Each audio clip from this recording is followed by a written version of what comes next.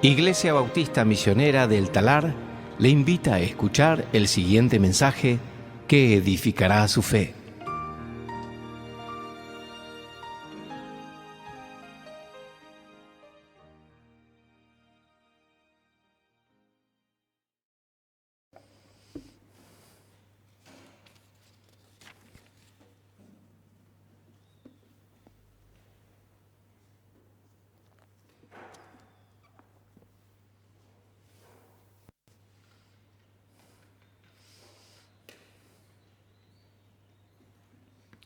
Vamos a abrir nuestras Biblias en Esdras, capítulo 6, en esta mañana.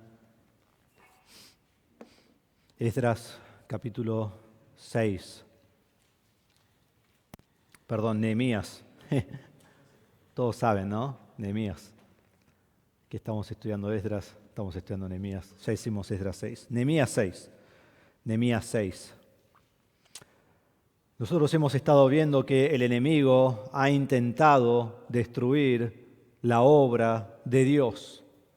El enemigo ha intentado destruir la obra de Dios. En Esdras, y eso sí es Esdras, en Esdras capítulo 4, cuando intentaron reconstruir el templo, los primeros 5 versículos que comenzaron a reconstruir el templo, nos dice allí en versículo 4, y pueden mirarlo si quieren, dice: entonces el pueblo de aquella tierra, estos son sus enemigos, se puso a desanimar al pueblo de Judá. Y cuando eso no funcionó, el versículo dice, y a atemorizarlos para que dejaran de edificar. Entonces, cuando estaban allí haciendo el templo y comenzando, querían desanimar a aquellos judíos que estaban edificando. Entonces, en todo ese capítulo lo que hace Esdras es dar un pantallazo de lo que fueron 100 años de oposición de los enemigos. Y comenzando en Esdras capítulo 4, versículo 8, ven que escriben una carta al rey Artajerjes, que es el tiempo de Nehemías. Y en este tiempo el pueblo está reedificando el muro, la muralla, todo alrededor y sus puertas. Pero los enemigos no quieren que ellos hagan esto. Entonces, ¿qué hacen?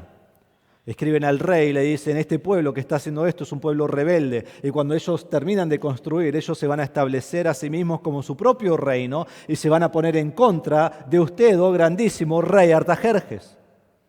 El rey Artajerjes comenzó a indagar y estudiar acerca de este pueblo y llegó a la conclusión en capítulo 4 de Esdras, versículo 21, ahora pues proclamen un decreto para que estos hombres paren la obra y que esa ciudad no sea reedificada hasta que se proclame un decreto por mí.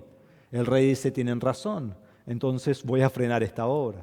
Y Esdras 4:23 dice: así que tan pronto como la copia del documento del rey Artajerjes fue leída delante de Rehum, del escriba Simsai y sus compañeros, fueron a toda prisa a Jerusalén, a los judíos, y por la fuerza, y los hicieron parar la obra.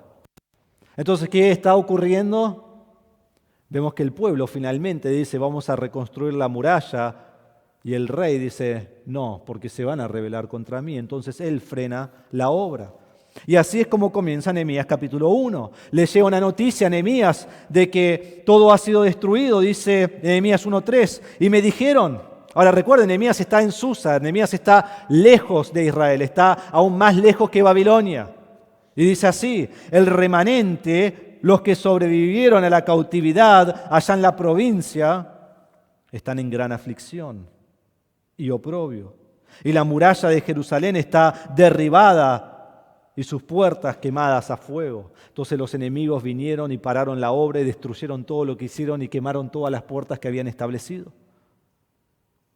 Entonces Nehemías va a Dios en oración y finalmente Nehemías se presenta ante el rey un día en el cual puede hacer una petición de poder ir y regresar a su pueblo.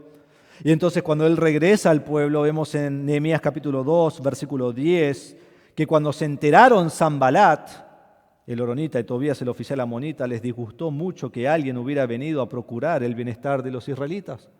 ¿Qué ocurre? En el momento que llega Nehemías a Israel, los enemigos ya están enojados. Ni saben lo que él viene a hacer. Pero que alguien procure el bienestar de Israel, ya los llena de ira. los llena de enojo. Y quiero que recordemos los enemigos que tenemos aquí.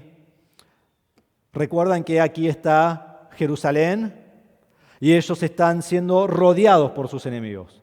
En el norte tenemos a Samaria, tenemos allí a Sanbalat. En Amón también tenemos enemigos, tenemos a Tobías y Moab, Edom y todo el sur es donde tenemos a Gesem, que era quizás el más poderoso de ellos.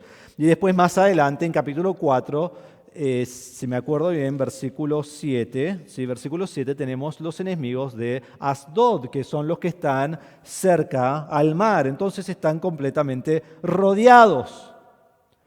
Pero Nehemías dice, nosotros vamos a edificar igual, porque la mano bondadosa de Dios está con nosotros. Y entonces se preparan para edificar. Y en capítulo 2, versículo 19 dice, pero cuando se enteraron, Sanbalat el horonita, Tobías el oficial amonita y Gesem el árabe, se burlaron de nosotros. Nos despreciaron. Y dijeron, ¿qué es esto que están haciendo? Se están rebelando contra el rey. Entonces ellos dicen, se burlan primero y luego cuando eso no funciona dicen, esto es una rebeldía contra el rey. Algo que quería infundir temor en el pueblo de Israel. Pero capítulo 3 nos dice que ellos siguen edificando. Y al seguir edificando, en capítulo 4 dice, cuando Sanbalat, versículo 1, se enteró de que estábamos reedificando la muralla, se enfureció y se enojó mucho y burlándose de los judíos. Ahí comienza de nuevo, a burlarse de ellos. Junto a Tobías, pero allí en el norte, en Samaria, hablando acerca de ellos. Pero ellos siguieron edificando, versículo 6 de capítulo 4, y la muralla llegó hasta la mitad de su altura, a la cual respondieron los enemigos y dijeron, en versículo 11, no sabrán ni verán hasta que entremos en medio de ellos y los matemos y hagamos cesar la obra. Si ellos no van a parar la obra, nosotros se la vamos a frenar porque los vamos a matar. Amenazando. Y amenazando y amenazando al pueblo de Dios. ¿Y cómo respondió Nehemías en todo esto? ¿Cuál fue su respuesta en cada paso? Miren capítulo 2, versículo 20. Yo les respondí, el Dios del cielo nos dará éxito. Entonces nos vamos a levantar y vamos a edificar. Dios está con nosotros. En capítulo 2, versículo 18, antes del que leí recién, dice que habla del pueblo, dice, les conté cómo la mano de mi Dios había sido bondadosa conmigo. Entonces todos dijeron, levantémonos y edifiquemos, y esforzaron sus manos en la buena obra, tanto el pueblo como Nehemías. Y eso es lo que vemos de su respuesta en capítulo 2. En capítulo 4, cuando se oponen a él y escala esto y se va poniendo cada vez más fuerte, más duro y más difícil, nos dice capítulo 4, versículo 4, que él va a Dios y dice que tu justicia se haga realidad en sus vidas, pero yo no me voy a vengar de ellos. Y versículo 6 dice que siguen trabajando con ánimo en la obra. Y versículo 10 nos dice que el pueblo desfalleció, dice desfallecen la fuerza de los pecadores en capítulo 4, versículo 4. Y dice, queda mucho escombro, nosotros no podemos reedificar la muralla. Y entonces Nehemías debe frenar la obra. Y en versículo 14 de capítulo 4 dice, cuando vi su temor me levanté y dije a los nobles, a los oficiales y al resto del pueblo, no les tengan miedo, acuérdense del Señor, que es grande y temible, y luchen por sus hermanos, sus hijos, sus hijas, sus mujeres y sus casas. Versículo 20. En el lugar que oigan el sonido de la trompeta, reúnanse allí con nosotros, nuestro Dios peleará por nosotros. Y versículo 17 nos dice que, en cierta manera, ¿no? Porque no podría haber sido literal esto así, pero con una mano estaban edificando y con la otra mano estaban preparados para pelear. Que está diciendo que siguieron con la obra, pero si venía el enemigo, allí estaban listos para defenderse. Y nos dice versículo 15 que Dios desbarató sus propósitos. Dios desbarató el plan que los enemigos tenían. Pero quiero que entendamos, ahora que llegamos a capítulo 6, que el enemigo no ha terminado con su maldad. El enemigo no ha terminado. Parece que este fue el fin y ya está, pero no han terminado. Se burlaron y no funcionó. Los atemorizaron y no tuvo efecto. Los amenazaron, pero no se detuvo la obra. Entonces tienen que ir un paso más. ¿Qué queda por hacer? ¿Qué es lo que ellos van a buscar? ¿Qué es lo que van a intentar lograr? Bueno, en capítulo 6 vemos que lo que intentan es destruir al líder. Destruir al líder. Deshacerse de Nehemías. Aniquilar al hombre de Dios. Porque si destruyen a Nehemías, destruyen la obra. Y ellos lo saben. Entonces intentan dañar a Nehemías. Vamos a ver que intentan desacreditar a Nehemías e intentan crear desconfianza entre el pueblo y Nehemías. Hermanos, el enemigo siempre quiere destruir la obra de Dios. Y el enemigo hará lo que sea para alcanzarlo. Entonces la pregunta para nosotros hoy es, ¿cómo debe responder la iglesia a las burlas de los enemigos, a las amenazas de los enemigos, a las mentiras y los rumores de los enemigos que intentan destruir la iglesia? Y yo no estoy hablando de enemigos lejanos, sino quizás gente que estuvo en la iglesia o está en la iglesia o está alrededor de la iglesia y quiere destruirla. ¿Cómo debo responder o cómo debe responder el hombre de Dios y la mujer de Dios a los enemigos? Y más personal, ¿cómo debo responder yo a los engaños del malvado? Como creyente, persevera en la obra de Dios y no te atemorices de tus enemigos. Eso es lo que quiero que recuerdes en esta mañana mientras nosotros miramos en este pasaje y vamos a ver 4 principios sobre el temor que el enemigo infunde. Número 1, lo vemos en versículo 1 al 9. Y es esto: el enemigo atemoriza con perseverancia y con mentira. El enemigo atemoriza con perseverancia y con mentira. Vamos a leer los primeros 2 versículos. Dice: cuando se les informó a Sanbalat, a Tobías, a Gesem el árabe y a los demás enemigos nuestros, que yo había reedificado la muralla y que no quedaba ninguna brecha en ella, aunque en aquel tiempo yo no había sentado todavía las hojas en las puertas, Sanbalat y Gesem me enviaron a decirme: ven, reunámonos en Kefirim, en el llano de Ono. Pero ellos tramaban hacerme daño. Lo primero que vemos es que el enemigo atemoriza con perseverancia y con mentira. Ahora quiero que entendamos cuando empezamos este pasaje que pasamos de hablar en capítulo 2, versículo 19, en primera persona plural, cuando se enteraron Sanbalat el horonita, Tobías el oficial amonita, se burlaron de nosotros. Habla del pueblo. En capítulo 4, versículo 1, cuando Sanbalat se enteró de que estábamos reedificando. ¿Quiénes? Nosotros. En 4:11 dice, y nuestros enemigos decían. En 4:12 dice, hablan los judíos, dice, subirán contra nosotros de todo lugar donde ustedes se vuelvan. Todos los ataques eran en contra del pueblo. Todo se trataba acerca del pueblo, de la edificación del pueblo. Pero en capítulo 6 cambiamos de primera persona plural a primera persona singular. ¿Sí? Habla de Nehemías. Mírenlo conmigo. Cuando se les informó a Sanbalat, a Tobías, a Gesem, al árabe y a los demás enemigos nuestros que yo había reedificado la muralla. Y eso lo podemos seguir por todo el capítulo.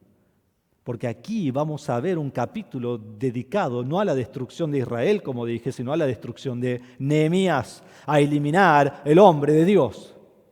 Ese es el punto. Entonces se les informa a estos enemigos. Y notan cuando hemos estudiado Nehemías que ellos siempre saben todo lo que está pasando. Supieron cuando la obra comenzó, se enteraron cuando la obra continuó, tuvieron conocimiento cuando la obra avanzó y se les informó cuando ya casi finalizó, que es donde estamos ahora, en capítulo 6. Y nos dice el versículo 1 que no había brecha en todo el muro, no había hueco, no había fisura, no había agujero, no había forma de entrar ya a esta ciudad. La altura llegó a su fin, ahora están protegidos. Ahora están fortalecidos, ahora tienen la defensa contra el enemigo, pero falta algo. Las puertas todavía no fueron asentadas. Están listas, pero no han sido puestas. Entonces el enemigo sabe, y es su única esperanza, de que ellos todavía pueden frenar la obra antes de que pongan las puertas sobre todos los espacios donde hay entradas al pueblo de Jerusalén. Entonces le dicen en versículo 2, Sanbalat y Gesem me enviaron a decirle, por medio de un mensajero, ven, reunámonos en Kefirim, en el llano de Ono. Vení, Nehemías, queremos ayudarte. Nosotros somos todos amigos y nos vamos a ayudar y queremos estar con ustedes y juntémonos y hablemos de esto. Hay diferencias, pero las podemos solucionar. Y dice, vamos a reunirnos en Kefirim. Kefirim está al oeste de Jerusalén.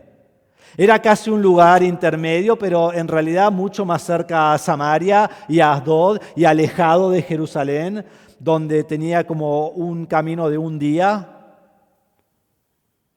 Y Nehemías está como, yo no voy a ir hasta allá, porque lo único que ellos quieren hacer es hacerme daño. Entonces miren versículo 3. Y les envié mensajeros diciéndoles, yo estoy haciendo una gran obra y no puedo descender. ¿Por qué detenerse la obra mientras la dejo y desciendo a ustedes? Nehemías le dice, yo estoy haciendo algo grandioso que Dios me dio para hacer. Yo no tengo tiempo de ir a hablar y charlar con ustedes. Mi primera responsabilidad y mi única responsabilidad es el muro que Dios me ha dado. Dios no me ha llamado a ir a pelear con ustedes. Dios no me ha llamado a tener reuniones con ustedes. Dios me llamó a hacer esta obra y es una gran obra y es en lo que yo me debo enfocar. Y nosotros debemos aprender de Nehemías el enfoque que él tiene, el entendimiento correcto de lo que Dios quiere que él haga. Porque es así con nosotros también. Dios le dio una gran obra. Dios no llamó a Nehemías a estar defendiéndose todos los días de los enemigos. Dios no lo llamó a tener reuniones y comités con los enemigos. Dios no lo llamó a Nehemías a tener todos estos asuntos triviales con sus enemigos. No, Dios llamó a Nehemías a establecer los muros. Y después vamos a ver, ayudarles en la parte espiritual, que es la que viene en capítulo 8 y adelante. Entonces Nehemías conoce su llamado. Y su llamado es establecer los muros y proteger la ciudad de Jerusalén, que es la ciudad de Dios, donde un día se sentaría el Mesías sobre el trono de David, un día que todavía viene. Fue un llamado alto, fue un llamado divino, fue un llamado sin igual, porque fue el llamado de Dios a hacer su obra. Y hermanos, Dios nos ha llamado también a nosotros a una obra. No a edificar un muro. Podés edificar un muro alrededor de tu casa si querés, pero no es la obra a la que Dios nos ha llamado. No nos ha llamado a la política. No nos ha llamado a protestas de derechos humanos. Y mucho menos nos ha llamado a pelear o estar discutiendo con nuestros enemigos.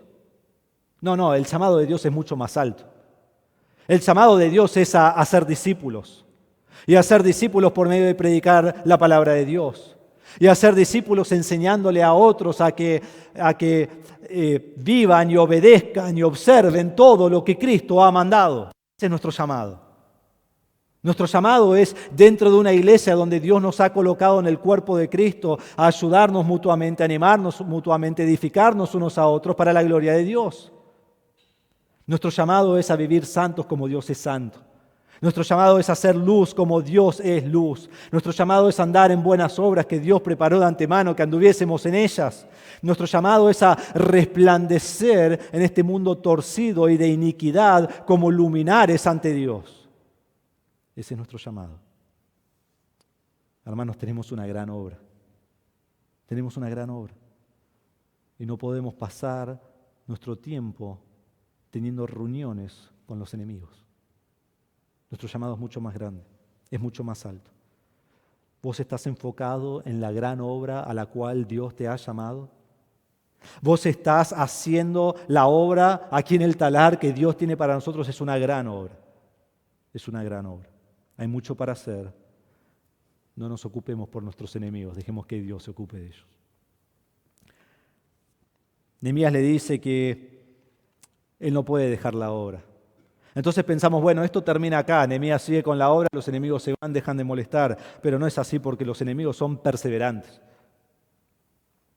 4 veces, versículo 4 dice, me enviaron mensajes en la misma forma. Y en cada ocasión yo respondí de la misma manera. Entonces ellos siguen y siguen y siguen mandando mensajes. Quieren reunirse, tienen que juntarse, tienen que detener la obra. Están desesperados porque el tiempo se acaba. Ya no tienen cómo frenar la obra. Y 4 veces le envían mensajes. Y 4 veces Nehemías dice, no voy a ir. Porque claro, una vez él dice que no, pero pensás 2, 3, pero 4 veces ya, bueno, está bien, voy, dejen de molestar. No, él no va. Entonces, versículo 5, miren cómo cambia la estrategia. Miren cómo cambia la estrategia.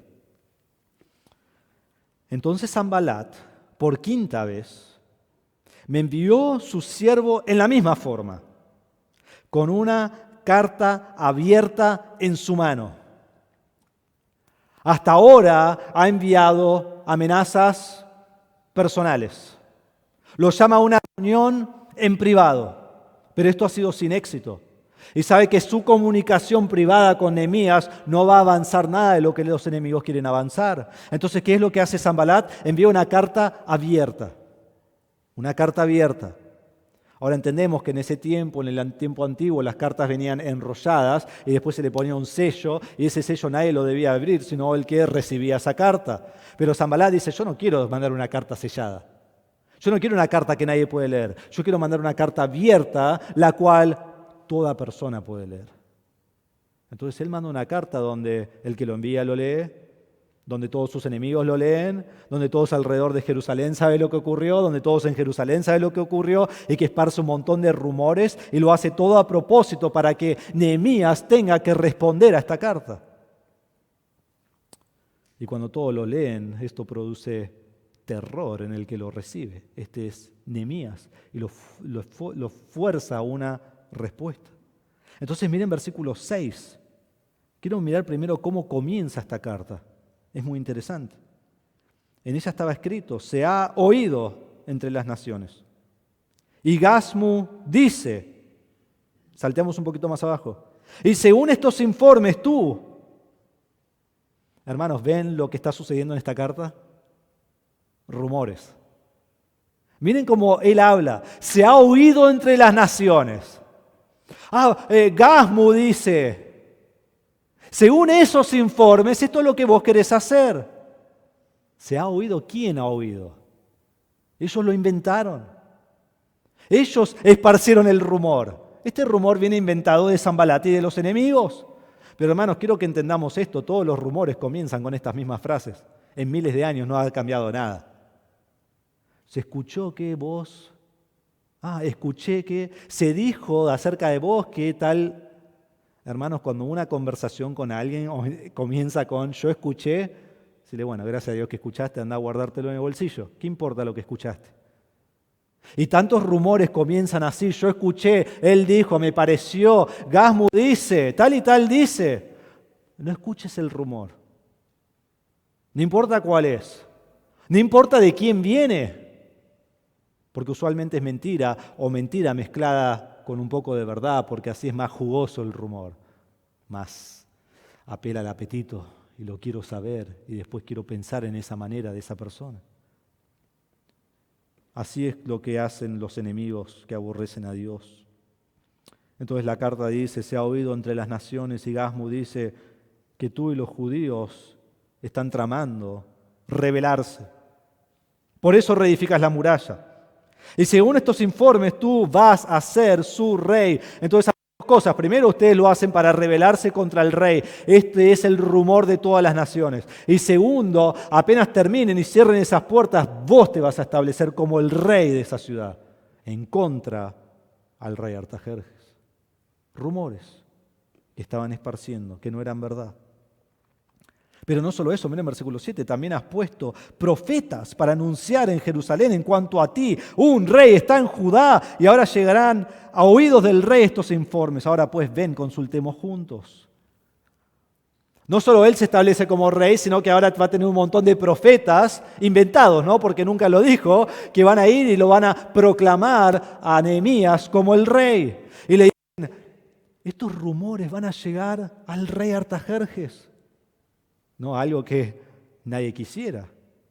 Porque si el rey Artajerjes piensa que Nehemías, su confiado más cercano, su aliado más cercano, a quien mandó a edificar y reedificar la muralla, se pone contra él, él podría frenar la obra y hasta matar a Nehemías por traición. Entonces, en su engaño, en su mentira, en su perseverancia, el enemigo le dice: ahora pues ven, consultemos juntos. Vos no te querés reunir, pero yo estoy acá para ayudarte, para que esto no llegue al rey, porque todas estas cosas se están diciendo de ustedes y yo quiero ver su bien. Pero la realidad es que si venís siguiendo la historia de Nehemías, Nehemías debe responder diciendo: ¿qué bien? ¿Con qué bien me vas a ayudar? Con ninguno. Vos sos el mismo que te burlabas de nosotros, vos sos el mismo que quisiste venir a matarnos y tuvimos que defendernos. Yo no me voy a juntar con vos. Entonces miremos la respuesta de Nehemías en versículo 8. Primero vamos a ver la intención de Nehemías en versículo 9. Miren la intención de Nehemías en versículo 9. ¿Por qué hace esto Sanbalat? La intención de Sanbalat, no de Nehemías. Pero ¿por qué hace esto Sanbalat? ¿Por qué hacen esto los enemigos? Miren versículo 9. Porque todos ellos querían, ¿qué?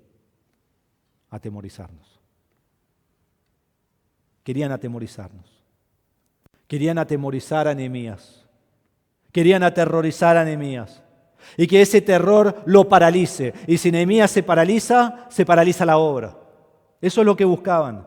Detener a Nehemías para entonces, como consecuencia, detener la obra. Y con perseverancia, y con mentiras, y con rumores, y con calumnias, intentan atemorizar a Nehemías para que se desanimara. Dice: ellos se desanimarán con la obra y no será hecha.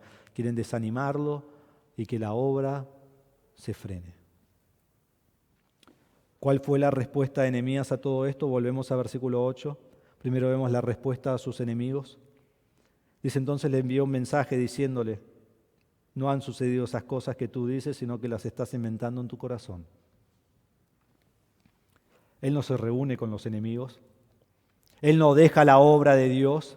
Él les manda un mensaje, solo un mensaje, con una sola respuesta, y después siguen la obra y dice: esto no es verdad, lo están inventando. Y termina la carta.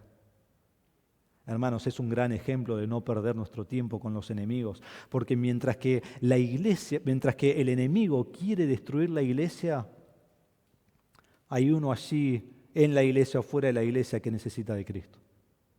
Mientras que el enemigo quiere destruir la iglesia, hay hermanos que están pasando pruebas. Hay otros que están luchando con tentaciones. Hay otros que necesitan consejería. Hay otros que están en la palabra y están creciendo. Y nuestro enfoque debe estar en los hermanos de la iglesia y en ganar a otros para Cristo, no en estar luchando con los enemigos. Pero cuando hay calumnias en esa manera, puedo decir una vez y solo una vez: esto no es verdad. Haz lo que quieras. No somos llamados a pelear con los enemigos, somos llamados a ser discípulos de Cristo. Nehemías era llamado a edificar una muralla. Después de que él da esta respuesta a los enemigos, él da una respuesta ante Dios, el final del versículo 9, y vemos que él ora a Dios. Dice: pero ahora, oh Dios, fortalece mis manos. Fortalece mis manos. Aunque la acusación era mentira, la acusación podría traer problemas ante el rey. Podría desanimar al pueblo, podría frenar la obra. Nehemías necesita fortaleza de Dios. Y en el momento que él responde a Dios, luego va ante Dios para que el Señor le ayude, para que el Señor esté con él, porque su única confianza y fortaleza es Dios. Hemos visto que Nehemías es un hombre de la palabra de Dios y aquí lo vemos nuevamente porque lo que él ora es lo que vemos en tantos de los salmos. Por ejemplo, miren conmigo, vayan al Salmo 18. Salmo 18, dejen un dedo acá en Nehemías y vamos a ir a varios salmos. Empezamos en Salmo 18, versículo 1 y 2. Y quiero que vean que esto es lo que el Hijo de Dios hace. El Hijo de Dios se fortalece en Dios.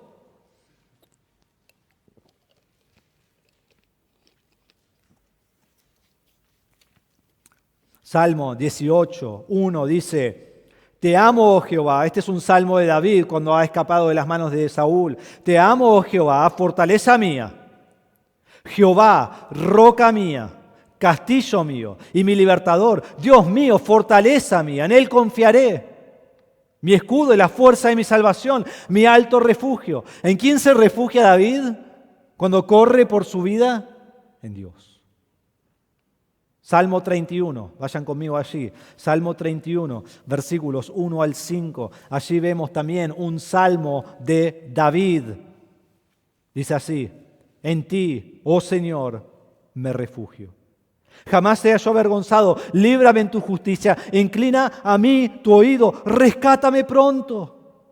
Sé para mí roca fuerte, fortaleza para salvarme, porque tú eres mi roca y mi fortaleza. Y por amor de tu nombre me conducirás y me guiarás, me sacarás de la red que en secreto me han tendido, porque tú eres mi refugio. En tu mano encomiendo mi espíritu, tú me has redimido, oh Señor Dios de verdad. Salmo 46, versículo 1 al 3. Este es un salmo de los hijos de Coré. Dice así: Dios es nuestro refugio y fortaleza, nuestro pronto auxilio en las tribulaciones. Por tanto, no temeremos, aunque la tierra sufra cambios, y aunque los montes se deslicen al fondo de los mares, aunque bramen y se agiten sus aguas, aunque tiemblen los montes con creciente enojo. Esto es lo que estaba ocurriendo en el día de Nehemías. Estaban queriendo destruirlo. Parecía que todo se iba a venir abajo, y él se aferra a verdades como esta: Dios es mi refugio y Dios es mi fortaleza. Salmo 61. Salmo 61. Y podría ser el 62 también que leímos hoy, ¿no?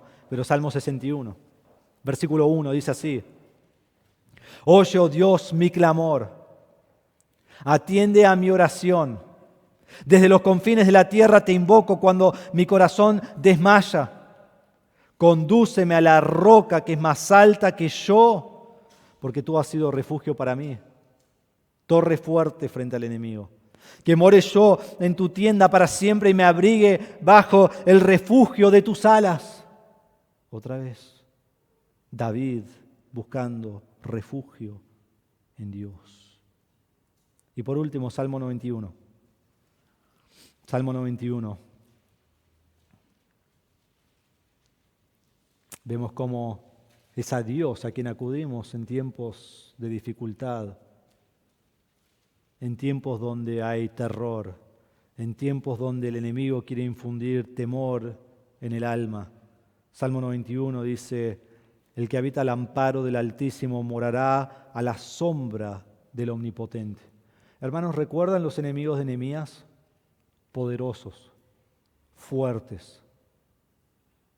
A la vista del hombre parecieran omnipotentes.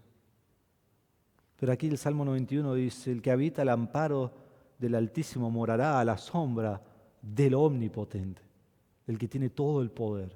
Y aunque estés rodeado de perversos enemigos que quieren destruirte, Dios es el Todopoderoso. Y dice, versículo 2, diré yo al Señor, refugio mío y fortaleza mía, mi Dios en quien confío.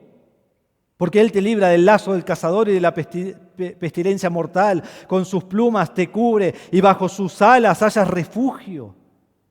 Escudo y baluarte su fidelidad. Y me encanta esto. Entonces, ¿cuál es el resultado? Versículo 5. No temerás el terror de la noche, ni la flecha que vuela de día. Nehemías podía tener gran temor. Le dice, no temerás.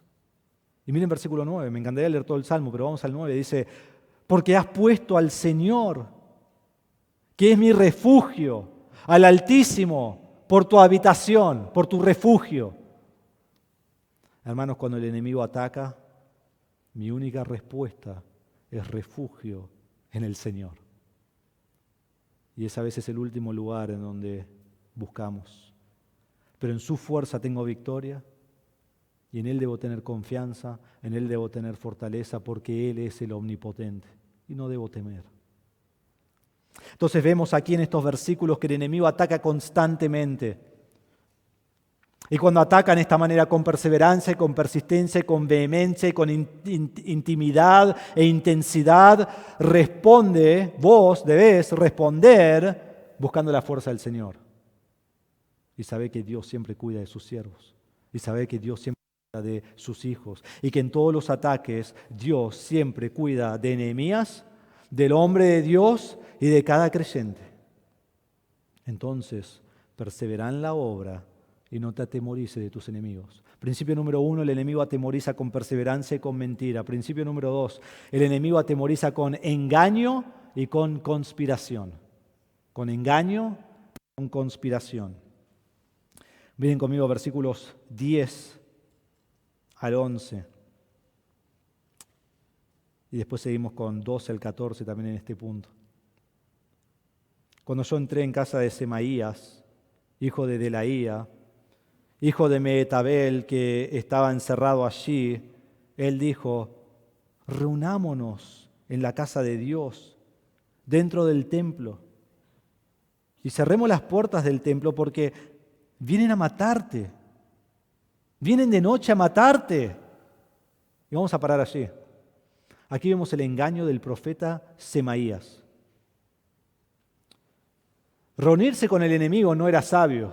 2 veces le dijeron, y seguro en todas las cartas le dijeron: vení, reunite con nosotros, vamos a hablar, vamos a poner todo en orden, vamos a arreglar esto.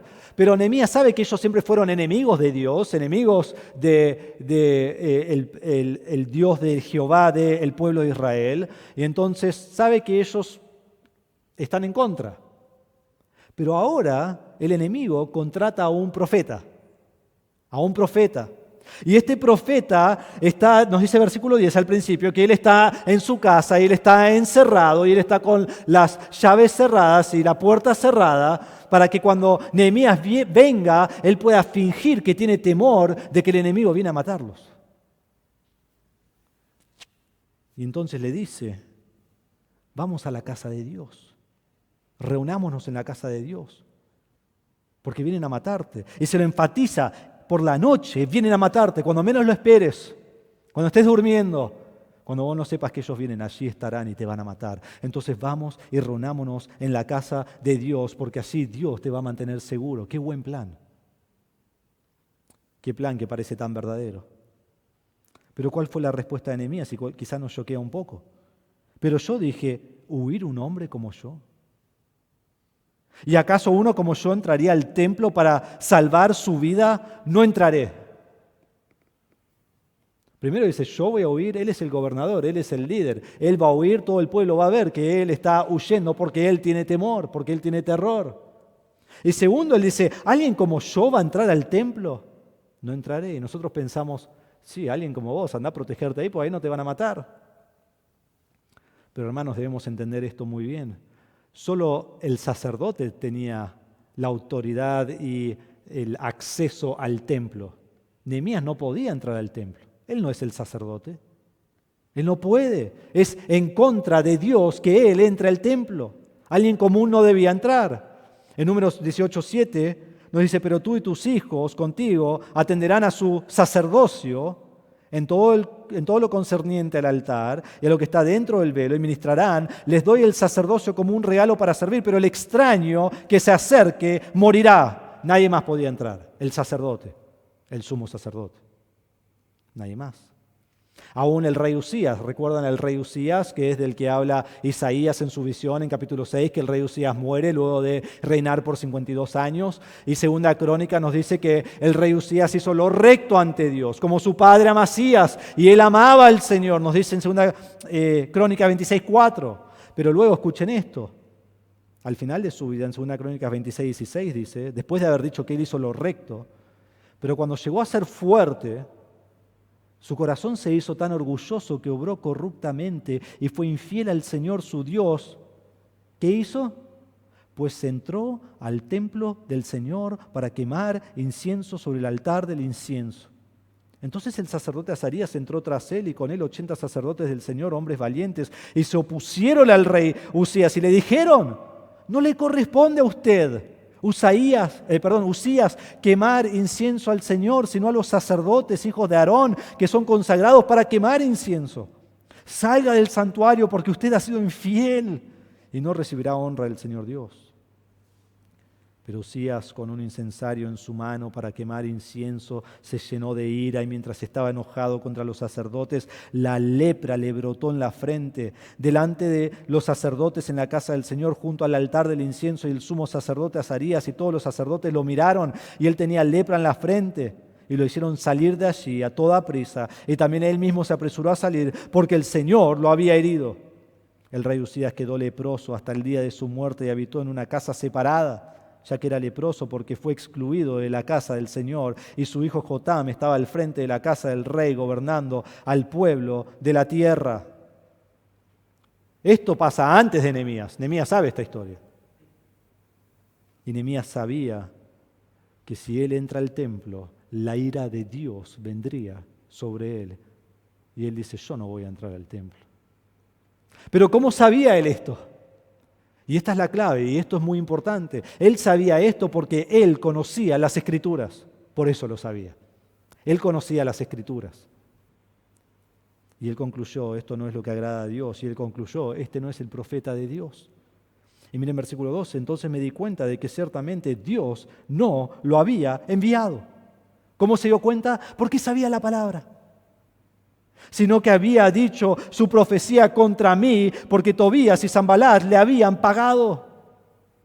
Hermano, cuando alguien te aconseja contrario a la Escritura, no lo creas.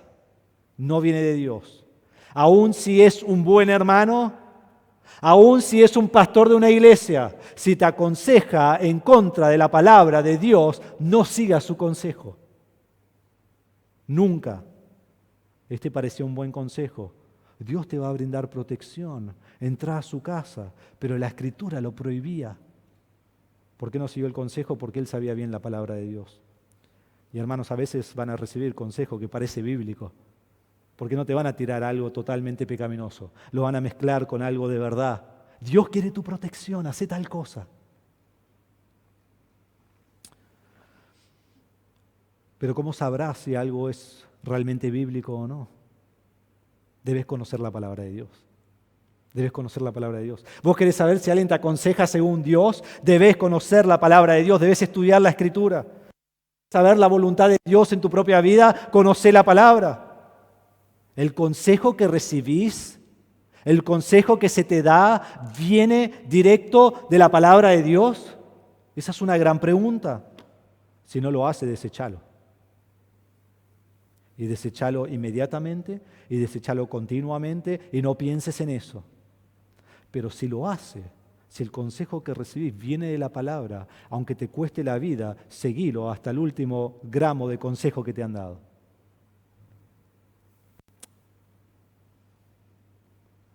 ¿Cómo sé si un consejo viene de Dios? Es un consejo que está arraigado y cimentado y saturado de la palabra de Dios. Hermanos, la Biblia es la autoridad final que determina si un consejo viene de Dios o no. Todo lo demás debe ser desechado. Entonces debemos estudiar, debemos meditar, debemos indagar, debemos volver a leer y volver a mirar y con precisión entender todo lo que la palabra de Dios dice y conocer la palabra. Entonces, cuando alguien te aconseja, quiero ser muy específico en esto. Cuando alguien te aconseja, no importan las experiencias. No importan las experiencias. Porque si a mí no me pasó algo, yo no te puedo aconsejar sobre ese tema. No, la Biblia te puede aconsejar sobre todo. No importa las experiencias. No importa la psicología. Yo no necesito psicología para aconsejar a alguien. Nada de eso. No importa la palabra de un hombre. En fin, no importa qué hombre es que lo hace. Importa que el consejo venga de la palabra de Dios. Debemos saber las Escrituras, debemos saber lo que Dios dice para poder saber si viene de Dios o no. Un autor que me encanta y predicador, MacArthur, dice así: no hay base de conocimiento igual a o superior a la Escritura. No hay nada superior a la Escritura, no hay nada igual a la Escritura. Nehemías conoce la palabra y desecha la profecía porque estaba en contra de la palabra de Dios. Hermanos, la palabra de Dios es el único filtro por el cual mido todo consejo cristiano, que esa sea una forma de vida. ¿Por qué hizo esto Semaías? Versículo 12 nos dice, porque le pagaron. ¿Y por qué ellos le pagaron y por qué ellos hicieron esto? En versículo 13 nos dan 3 razones. Primero, para atemorizar a Nehemías. Segundo, para que pecara en Nehemías. Y tercero, para reprochar a Nehemías. Y cada uno lleva al próximo. Mírenlo conmigo, versículo 13. Le pagaron por esta razón, para que yo me atemorizara y obrara de esa manera y pecara. Y así ellos tuvieran un mal informe de mí y pudieran reprocharme. Hermano, no estoy inventando nada, leemos el texto y lo explicamos, ¿no? Eran estas 3 razones. La primera razón era para atemorizarlo, para infundir temor en lo más profundo de su ser, para que él temiera por su vida y diga, me van a matar y me van a matar de noche. ¿Quién no tendría miedo? Todos. Y entonces querían que ese temor los lleve a pecar, a desobedecer a Dios, a pensar si yo no entro a la casa de Dios, Dios no me puede proteger, entonces tengo que entrar, y que ese temor los lleve a pecar para que Él sea reprochado, que es lo que dice el final del versículo. Querían un mal testimonio, un mal informe de Nehemías para poder destruir su imagen ante el pueblo, para poder destruir su integridad ante el pueblo. Eso es lo que buscan. Buscan atacar su integridad. Entonces intentan reprocharlo, intentan desacreditarlo, intentan desaprobarlo y aspiraban manchar su testimonio para que el pueblo lo desprecie y el pueblo lo saque como su líder. Y esto es lo que siempre hace el enemigo de Dios. Esto es lo que hace el enemigo de Dios. Infunde temor para que vos peques y entonces seas reprochado. Busca destruir tu integridad y es lo que vemos aquí en versículo 13. Hermanos, hombres malvados intentarán destruir la iglesia de Cristo. Intentarán con todo su ser. Y lo harán con mentiras, y lo harán con blasfemias, y lo harán con calumnias, y perseverarán en eso, y lo harán con engaño. Entiendan que lo harán como hombres del diablo, vestidos como ángel de luz, porque eso es lo que nos dice la Biblia que hacen. No vienen y dicen, yo soy un enemigo de la cruz, yo soy un enemigo de Dios, yo quiero destruir la iglesia, hace esto. No, serías un tonto. Vienen y dicen, yo soy un hombre de Dios, yo amo a Dios, yo quiero servir al Señor, hace esto, y lo que te aconseja es una destrucción total contra la iglesia. Vienen con engaño, haciéndose pasar como grandes hijos de Dios, intentando traer reproches sobre el hombre de Dios. Entonces es importante en todo esto notar 2 cosas. Primero, orar por el líder y los líderes porque necesitan sabiduría. Necesitan sabiduría. Él conocía la Escritura, pero él necesitaba sabiduría para que en un instante, en un momento, cuando su vida está en peligro, él diga, no, eso no es de Dios, no lo puedo hacer. Porque no era algo que pudo pensarlo por meses. Fue rápido, necesitaba sabiduría. Pero segundo, quiero que entendamos que Dios siempre protege a su siervo. Dios siempre protege al que ha escogido para su labor. Y vemos que Nehemías va a ser protegido y el hombre de Dios es protegido. Cuando miramos aquí en estos versículos 10, 11, 12 y 13, quiero que sepamos algo que es muy importante y esto nos va a ayudar en la vida de nuestra iglesia a través de los años en nuestra iglesia. Y es lo siguiente, el que ataca vehementemente con mentiras y con engaños y con conspiraciones, ese es el enemigo de Dios, el que quiere infundir terror en los hijos de Dios. Sabelo, guardate eso en tu mente en algún lado y sabelo, que el que ataca es el enemigo de Dios. Porque el hombre de Dios, aunque le hagan mal, aunque lo ataquen, aunque lo amenacen, aunque quieran pelear, aunque inventan historias, no ataca a otros. ¿Qué hace? Mírenlo, versículo 14. Miren la respuesta de Nehemías. Acuérdate, Dios mío, de Tobías y de Sanbalat, conforme a estas obras suyas. También de la profetisa Noadías y de los demás profetas que estaban atemorizándome. ¿Qué hace Nehemías? Lo mismo que hace en capítulo 4. Encomienda estas personas a Dios. No se venga, no pelea, no amenaza, no les envía carta diciendo vos me haces esto, yo te hago esto. Nada. Él encomienda estas personas al juicio santo de Dios, sabiendo que Dios se va a encargar de ellos. Hermano, poné en las manos de Dios a aquellos que con vehemencia buscan atemorizarte. ¿Y entonces qué hago? Nuestro punto principal de hoy.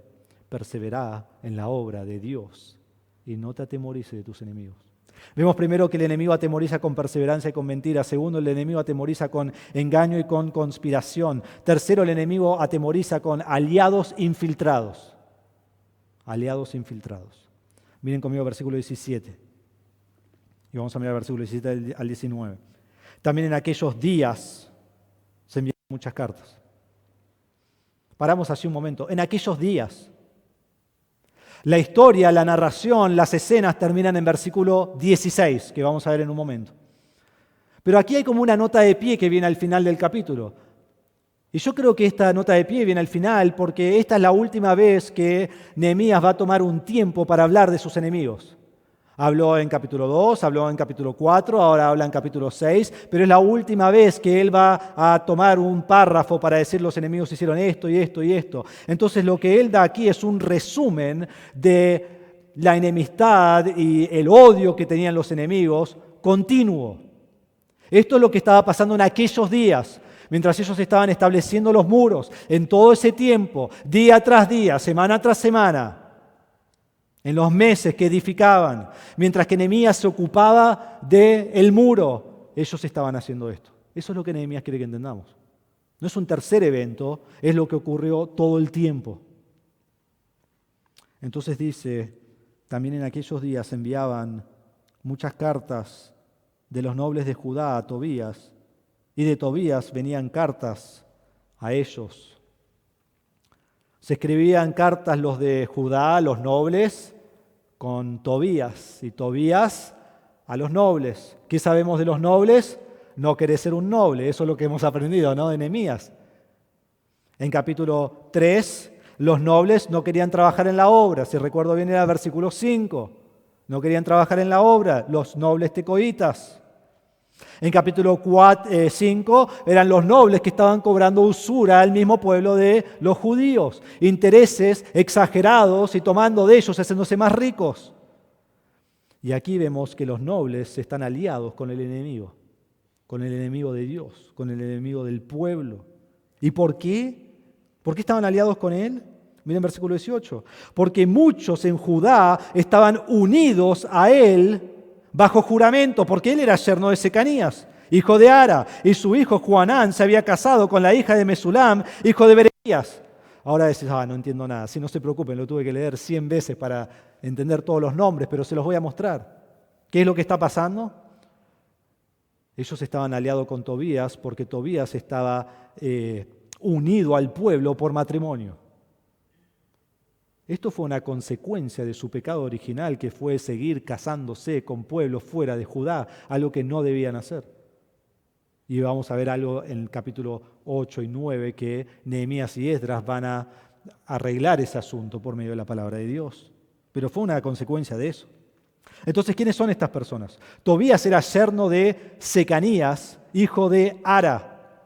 Miren conmigo capítulo 2, versículo 5 de Esdras. Miren Esdras, capítulo 2, versículo 5. En la primera deportación o el primer regreso bajo Zorobabel, estas son las personas que volvieron. Esdras, capítulo 2, versículo 5. Decido ir hasta ahí para leer 5 palabras. Dice así, los hijos de Ara, volvemos al versículo 2, el número de hombres del pueblo de Israel, versículo 5, los hijos de Ara, 775. Tobías es el yerno de Secanías, hijo de Ara. Y aquí en Nehemías capítulo 3, versículo 29, es muy probable que fue el yerno de este Secanías mencionado, aunque no lo puedo probar. Dice a la mitad del versículo, y tras él hizo reparaciones Semaías, hijo de Secanías, portero de la puerta oriental. Entonces él está aliado con ellos, pero no solo eso, sino que después dice en versículo 18, y su hijo Joanán. Su hijo Joanán se había casado con la hija de Mesulam, hijo de Berequías, y lo podemos saber con más certeza, capítulo 3, versículo 4 de Nehemías. Dice, junto a ellos hizo reparaciones Meremot, hijo de Urías, hijo de Cos. A su lado hizo reparaciones Mesulam, hijo de Berequías, hijo de Mesazabeel.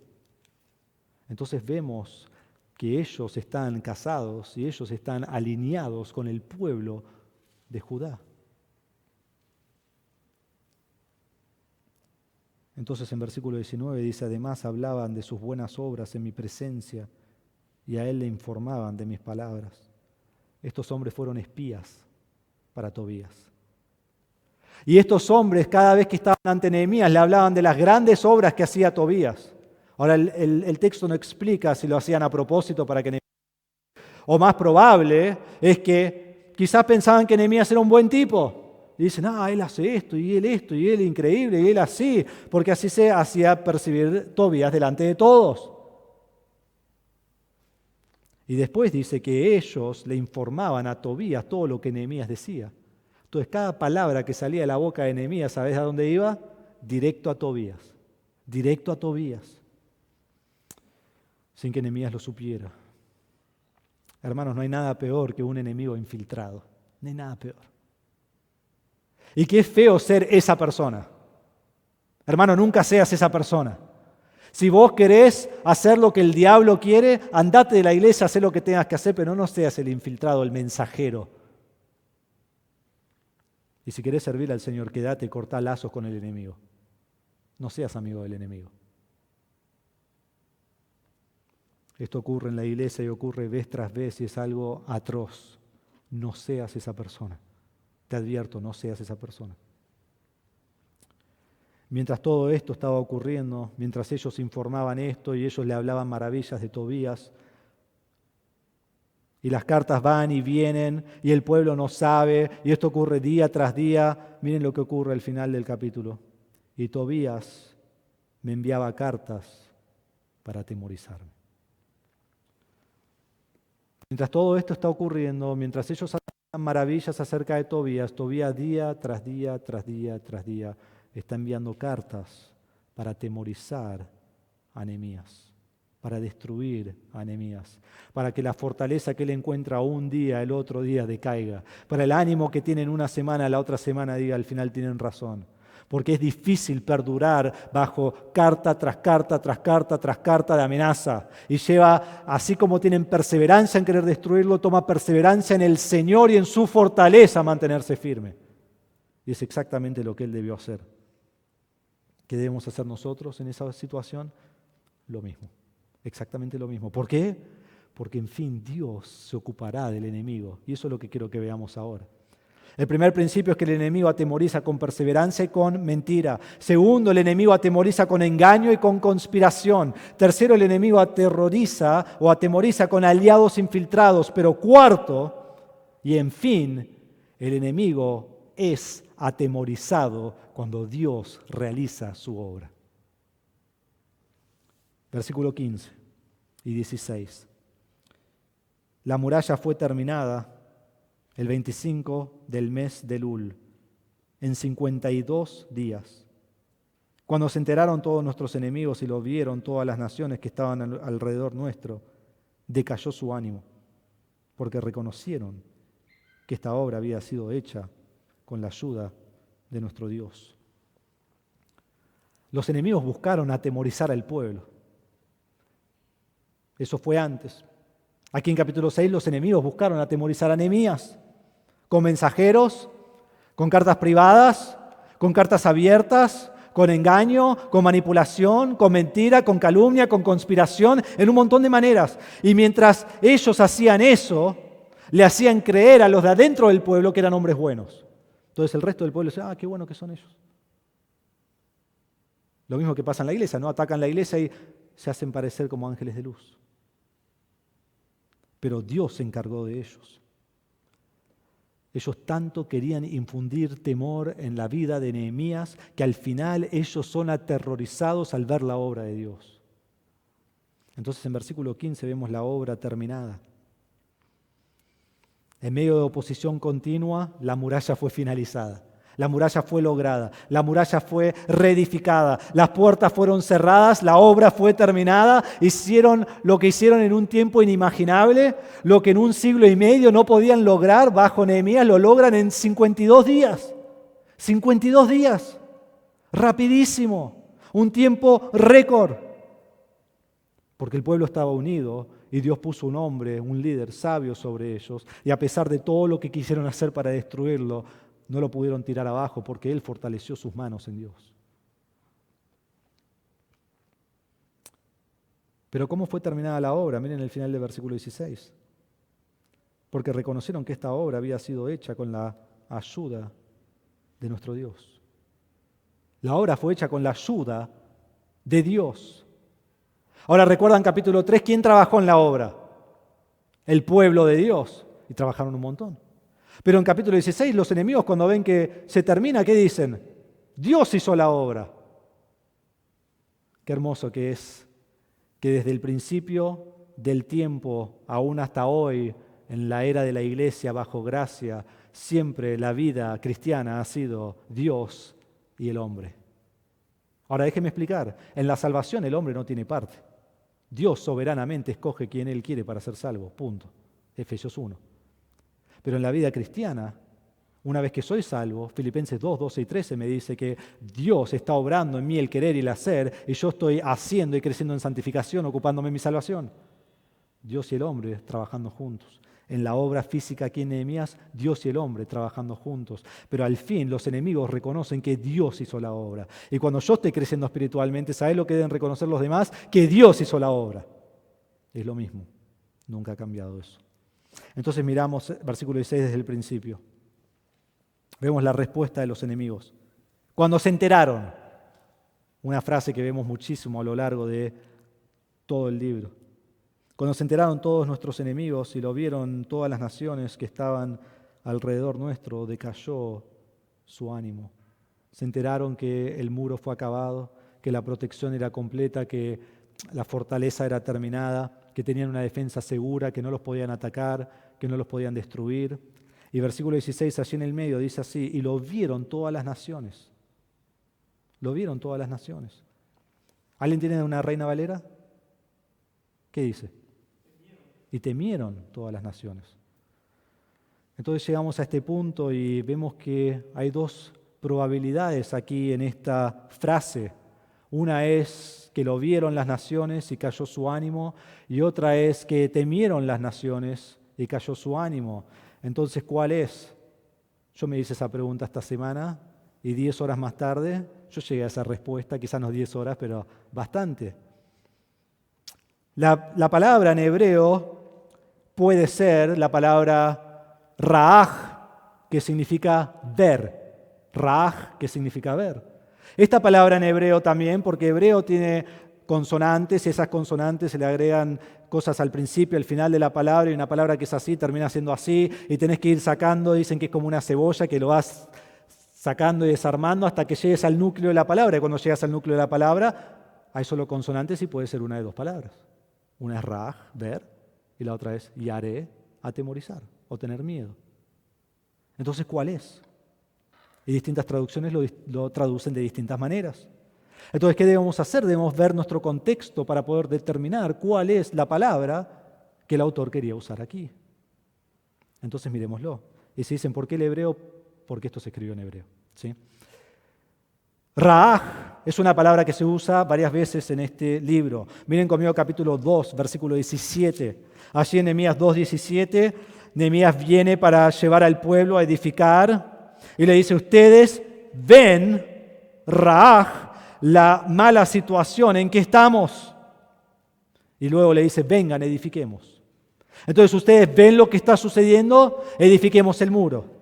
Capítulo 4, versículo 11, y este va llegando a nuestro contexto y aún más fuerte para lo que estamos viendo ahora. Dice, y nuestros enemigos dijeron, no sepan ni Raaj, ni vean hasta que entremos en medio de ellos y los matemos y hagamos cesar la obra. Ellos dijeron, nosotros los vamos a matar y ustedes ni van a ver hasta que nosotros lleguemos. Y aquí llegamos a capítulo 6, versículo 16. Y los mismos enemigos que dijeron que no verían cuando entren y los maten, ahora ven la obra de Dios y se desaniman. Increíble, increíble. Esto es una gran posibilidad y nos trae un gran principio, ¿no? Pero creo que es Yaré, y les voy a explicar por qué. Otra posibilidad es eso, Yaré, temieron o fueron aterrorizados. El contexto más inmediato es el de capítulo 6.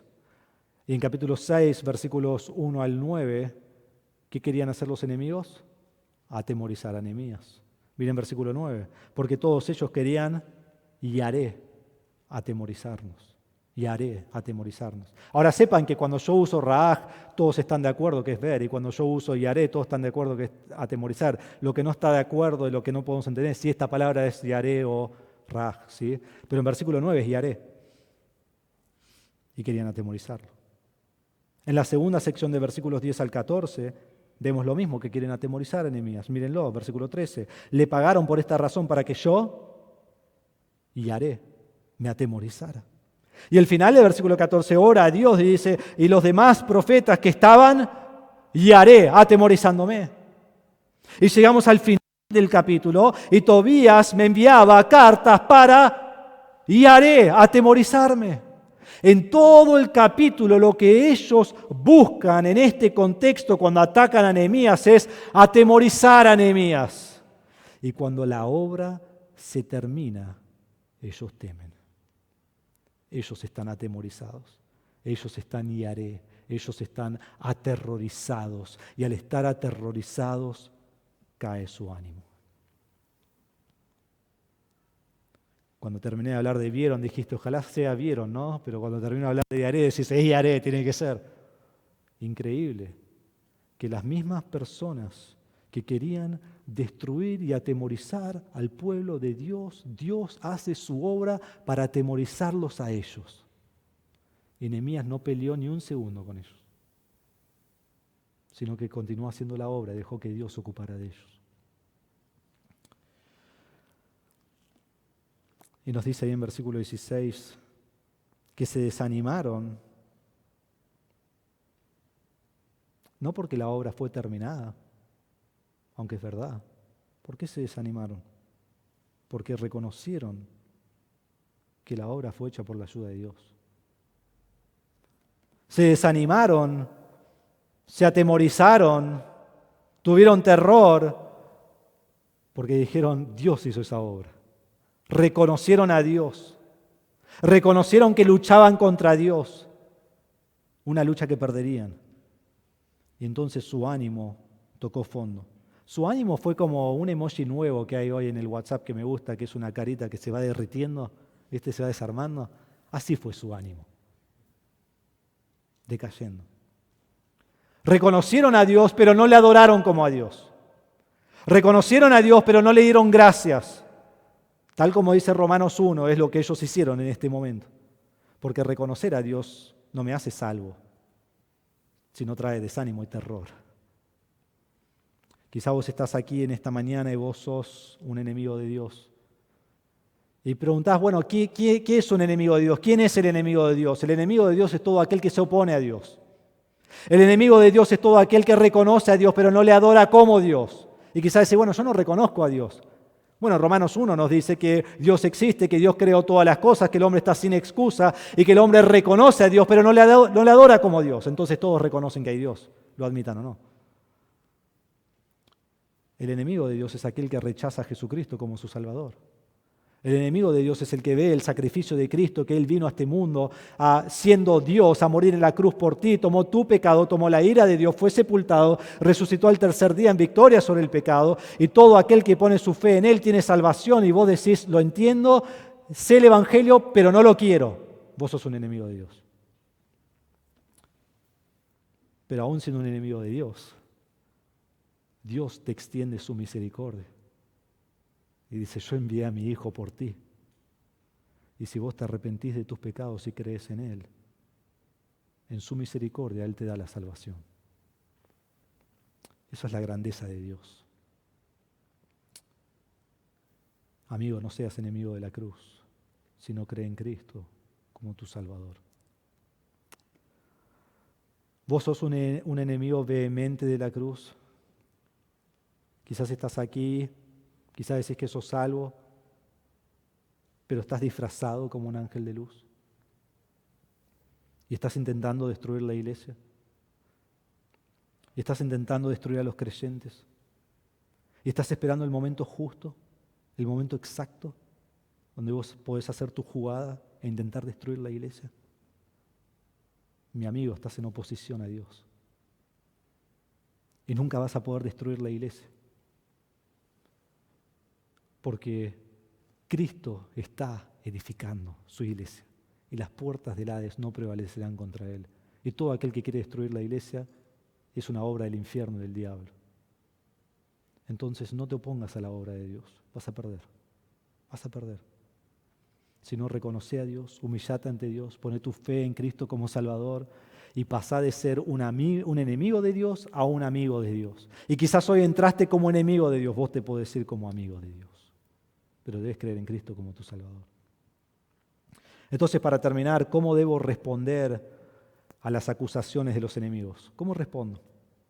¿Cómo debo responder a aquellos que quieren destruirme? Y aún lo pregunto así, quizás tenés un familiar que busca destruirte. Quizás tu jefe busca destruirte. Quizás un compañero del trabajo busca destruirte. Alguien en tu barrio busca destruirte. ¿Cómo respondo? ¿Cómo respondo cuando buscan atemorizarme, desanimarme por medio de mentiras y engaños, conspiraciones con aliados infiltrados dentro de la iglesia? ¿Cómo respondo? Bueno, primero quiero dar 2 formas en las cuales no respondemos y después 3 formas en las cuales respondemos, todas que vienen en nuestro texto. Primero, no respondo con temor, confiando en mis propias fuerzas. Si Nehemías se hubiera fortalecido a sí mismo por sí mismo, él hubiera temido y él hubiera pecado. Pero cuando ocurrió esto, él dice, pero ahora, oh Dios, fortalece mis manos. Entonces no respondo con temor, confiando en mis propias fuerzas. Segundo, no respondo con venganza, esperando el momento. A mí esto me quiere destruir. Estoy esperando el momento justo para tener esa venganza, ese momento oportuno, donde no solo lo voy a destruir a él, sino que esto va a destruir a su familia, a sus amigos, a la iglesia y a otras iglesias. No, Nehemías no busca venganza nunca. No busca venganza nunca. Encomienda a Dios, que Dios se encargue. Pero hermanos, tantas veces en nuestra vida alguien nos hace mal y queremos vengarnos. A veces nos vengamos, a veces no, pero queda en la lista de espera. No nos venguemos. Entonces así es como no respondo. Y aprendemos eso de Nehemías. Pero por otro lado vemos 3 formas en las cuales debemos responder al enemigo que quiera atemorizarnos. El primero es que respondo con sabiduría. Respondo con sabiduría. Sabiduría que solo Dios puede dar por medio de conocer su palabra. Eso es sabiduría. En vez de temer a los enemigos, temo a Dios. Ese es el principio de sabiduría. Entonces respondo con sabiduría. Pero sabiduría no es algo que hoy no tengo y mañana tengo. Sabiduría es algo que viene a lo largo de mi vida, mientras yo estoy más y más y más en la palabra. No vengas la semana que viene y me digas, sí, leí todo el Antiguo Testamento esta semana, pero sigo sin sabiduría. No, vení en 3 años y decir, todos los días pasé tiempo en la palabra con Dios y he aprendido un montón de cosas y he tomado decisiones sabias que antes no tomaba. Eso es tener sabiduría. Segundo, respondo con oración. Con oración. Porque mi fortaleza solo puede venir de Dios y busco mi fortaleza en Él al estar orando. Entonces estoy conociendo acerca de la palabra y estoy orando a Dios. Y decís, esto es re elemental, esto es lo más básico de todo. Sí, porque tengo que ir a lo más básico para poder disfrutar de estas grandes bendiciones de Dios. Entonces respondo con sabiduría, respondo con oración. Tercero, respondo con confianza en Dios. Porque Él me ha llamado a hacer una gran obra y Él se ocupará de los enemigos. Entonces yo no tengo que estar preocupado por los enemigos. Yo tengo que estar preocupado en confiar en Dios, de que Él se ocupa por los enemigos. Y entonces el enemigo de Dios intentará atemorizarte, pero la obra realizada por Dios, ¿sabes qué hará? Infundirá temor en lo más profundo del ser de los enemigos. Y por eso volvemos a donde comenzamos. Persevera en la obra de Dios y no te atemorices de tus enemigos. Vamos a orar. Padre, damos gracias por tu palabra en esta mañana. Es increíble. Es magnífica tu palabra. Y más escudriñamos, y más bajo cavamos, y más nos enfocamos en cada palabra, en cada detalle de esta asombrosa escritura que tú nos has dado, más alto es la exaltación a ti en nuestra vida.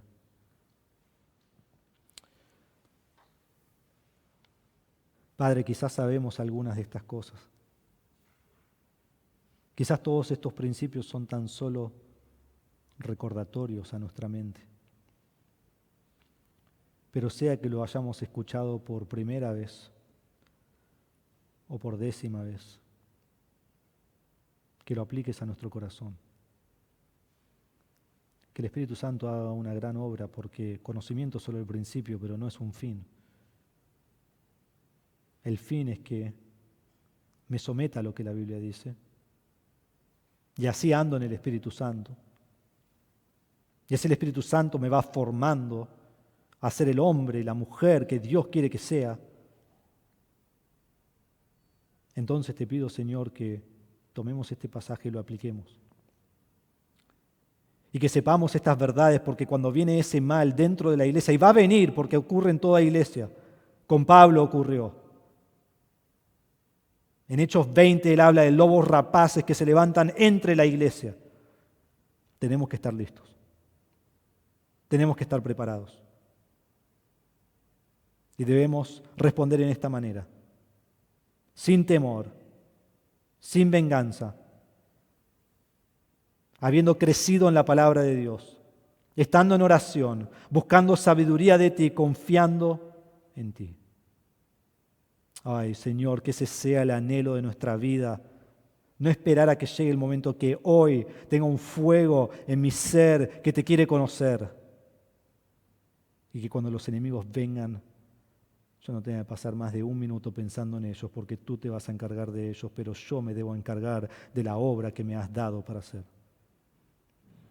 Te pido, Señor, que ese sea el anhelo de nuestro corazón.